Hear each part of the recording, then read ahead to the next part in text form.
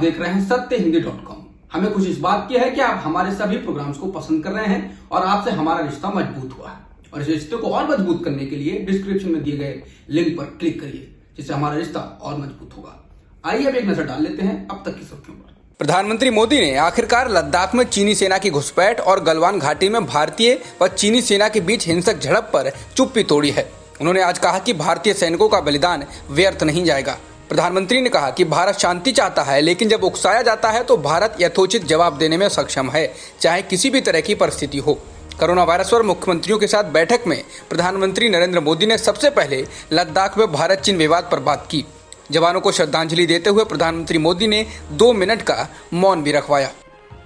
लद्दाख के गलवान घाटी में भारत और चीन के बीच हिंसक झड़प पर मोदी सरकार एक्शन में आ गई है। प्रधानमंत्री नरेंद्र मोदी ने 19 जून को शाम 5 बजे सर्वदलीय बैठक बुलाई है। इस बैठक में अलग अलग पार्टियों के अध्यक्ष शामिल होंगे। इस बैठक में भारत चीन के बीच सीमा विवाद पर चर्चा की जाएगी। प्रधानमंत्री कार्यालय यानी पीएमओ की ओर से बुधवार को किए गए ट्वीट में कहा गया है, भारत चीन सीमा क्षेत्रों में स्थिति पर चर्चा करने के लिए प्रधानमंत्री मोदी ने 19 जून को शाम 5 बजे सर्वदलीय बैठक बुलाई है। विभिन्न राजनीतिक दलों के अध्यक्ष इस वर्चुअल बैठक में हिस्सा लेंगे।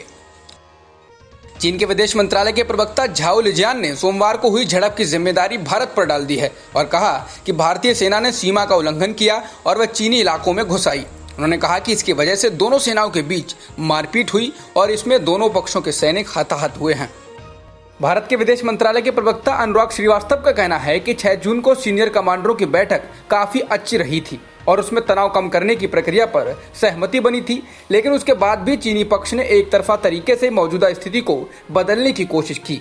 दोनों तरफ से लोग हताहत हुए, जिसे टाला जा सकता था अगर चीनी पक्ष ने उच्च स्तर पर बनी सहमति का ठीक तरीके से पालन किया होता।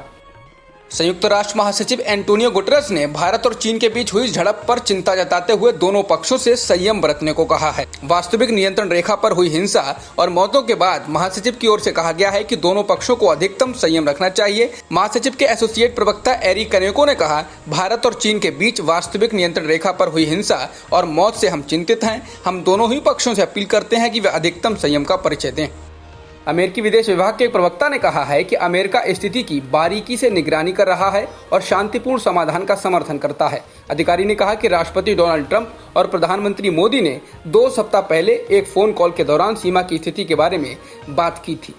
ब्रिटिश उच्चायोग के प्रवक्ता ने भारत चीन सीमा पर विवाद के बीच बयान दिया है कि दोनों देशों को बातचीत करनी चाहिए, क्योंकि सीमा पर हिंसा किसी के हित में नहीं है। भारत और चीन की सीमा पर गलवान घाटी में शहीद हुए भारत के 20 जवानों को रक्षा मंत्री राजनाथ सिंह ने श्रद्धांजलि दी है। बुधवार को ट्विटर पर रक्षा मंत्री राजनाथ सिंह ने अपना बयान जारी किया। राजनाथ ने लिखा कि गलवान घाटी में सेना के जवानों ने अपना फर्ज निभाते वक्त जान दे दी। देश उनके इस बलिदान को कभी नहीं भूल पाएगा। लद्दाख में चीनी घुसपैठ और कम से कम 20 भारतीय सैनिकों के हताहत होने पर राहुल गांधी ने प्रधानमंत्री मोदी की चुप्पी पर सवाल उठाए हैं। उन्होंने पूछा है कि प्रधानमंत्री क्यों छिप रहे हैं। अब बहुत हो गया है, हमें ये जानना होगा कि क्या हुआ है। चीन ने हमारे सैनिकों को मारने की हिम्मत कैसे की? हमारी जमीन लेने की उसकी हिम्मत कैसे हुई? देश में 24 घंटों में कोरोना मरीजों की मौत के आंकड़े 2003 बढ़ गए हैं। इसमें से 1672 मौत के आंकड़े पहले के ही हैं, जिन्हें अब अपडेट किया गया है। देश भर में 24 घंटे में संक्रमण के 10,974 नए मामले सामने आए हैं, जिसके बाद देश में अब तक 3,54,065 पॉजिटिव केस हो चुके हैं और 11,903 लोगों की मौत हो चुकी है। दिल्ली के स्वास्थ्य मंत्री सत्येंद्र जैन का फिर से कोरोना टेस्ट किया गया है। मंगलवार को उनके कोरोना टेस्ट की रिपोर्ट निगेटिव आई थी। मंगलवार की सुबह तेज बुखार और सांस लेने में तकलीफ के चलते उन्हें राजीव गांधी सुपर स्पेशलिटी अस्पताल में भर्ती कराया गया था। आम आदमी पार्टी के नेता और दिल्ली के कालकाजी विधानसभा सीट से विधायक आतिशी को कोरोना वायरस का संक्रमण हुआ है। आतिशी ने शुरुआती लक्षणों के बाद 16 जून को कोरोना टेस्ट कराया था, जिसकी रिपोर्ट 17 जून को पॉजिटिव आई है। फिलहाल आतिशी को हल्के लक्षण हैं और उन्होंने खुद को अपने घर में क्वारंटीन कर लिया है।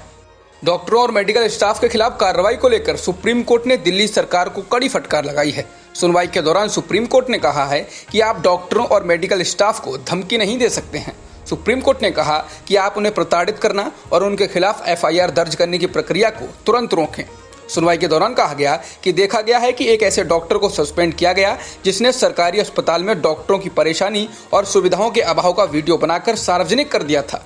कोर्ट ने दिल्ली सरकार से कहा कि आप सूचना देने वाले को ही गोली मार रहे हैं। कोरोना वॉरियर के साथ ऐसा सलूक नहीं किया जा सकता। सरकारी कर्मचारी को चप्पल से पीटने को लेकर पुलिस ने टिकटॉक स्टार और बीजेपी नेता सोनाली फोगाट को गिरफ्तार किया। सोनाली के साथ 5 अन्य आरोपी भी गिरफ्तार किए गए थे। सभी को अदालत में पेश किया गया, जहां से उन्हें जमानत मिल गई। सोनाली को 20,000 रुपए के मुचलके पर जमानत मिली है।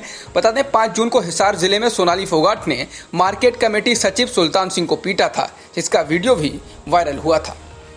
ब्रिटिश उच्चायोग के प्रवक्ता ने भारत चीन सीमा पर विवाद के बीच बयान दिया है कि दोनों देशों को बातचीत करनी चाहिए, क्योंकि सीमा पर हिंसा किसी के हित में नहीं है। जॉन्स हॉपकिंस यूनिवर्सिटी के मुताबिक दुनिया में संक्रमितों की संख्या 81,92,000 को पार कर गई है और मरने वालों का आंकड़ा 4,44,000 से ज्यादा है। इसके अलावा करीब 43 लाख लोग ठीक हो चुके हैं। जॉन्स हॉपकिंस यूनिवर्सिटी के मुताबिक अमेरिका में कुल संक्रमित लोगों का आंकड़ा 21,37,000 को पार कर चुका है और मरने वालों की संख्या 1,16,000 से ज्यादा है। बता दें अमेरिका दुनिया में सबसे ज्यादा कोरोना से प्रभावित देश है। अब तक की खबरों में इतना ही। बाकी खबरों के लिए बने रहिए सत्यवेद.com के साथ।